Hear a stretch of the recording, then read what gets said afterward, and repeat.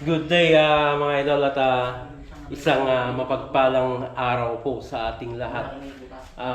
Project update ulit po natin itong ongoing project namin dito sa Barangay Nagbitin, Villaverde, Nueva Vizcaya mga idol. So halos sa cabinet na lang naman na po yung ginagawa dito, and then pintura po ng sa cabinet ano po.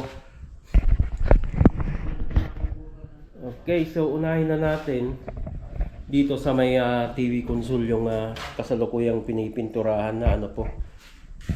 So medyo madilim lang po, hindi natin masyadong So yung team po dito mga idol, pintura po yung gagamitin na lang po namin dito ano po.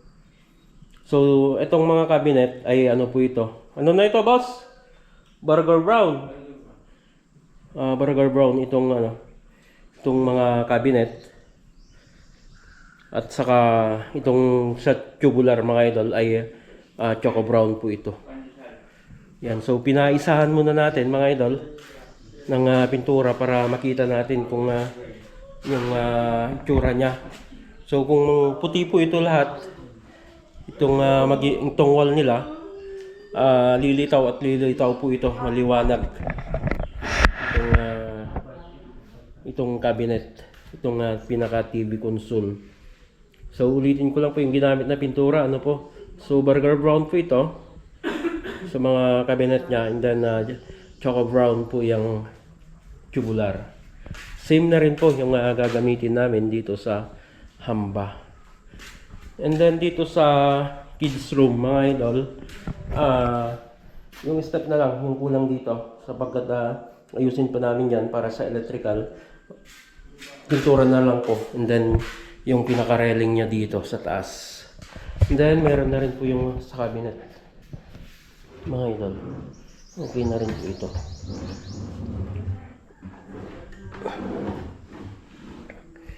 Yan, cabinet. Then pull out. Then built-in ulit dito mga idol. Open lang naman po ito, open shelves. Then meron pa dito.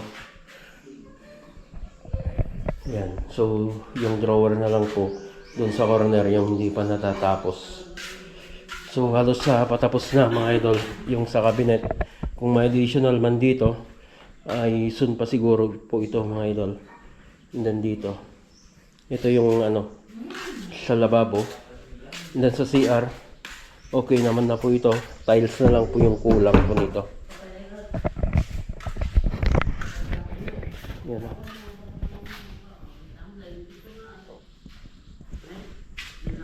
Ganda.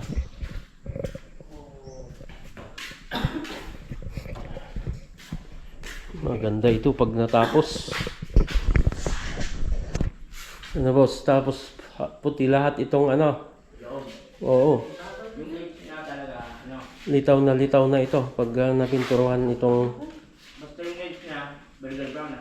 Oo. Then sa loob po yan, papalitan po namin yung kulay. Ipuputi po namin yan. Doon. Saka dyan. Then, na po. May takip naman po yan.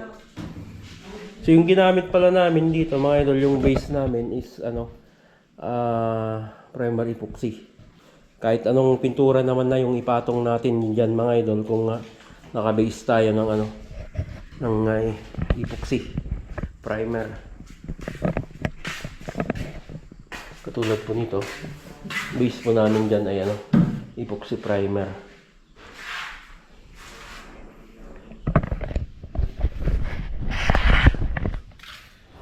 Yun mga idol, so yan yung update mga idol. At paunti-unti po ay malapit nang matapos po itong project po na ito. So konti na lang naman na po yung gumagawa dito. And then abangan nyo kami mga idol, yung iba sa ating tropa.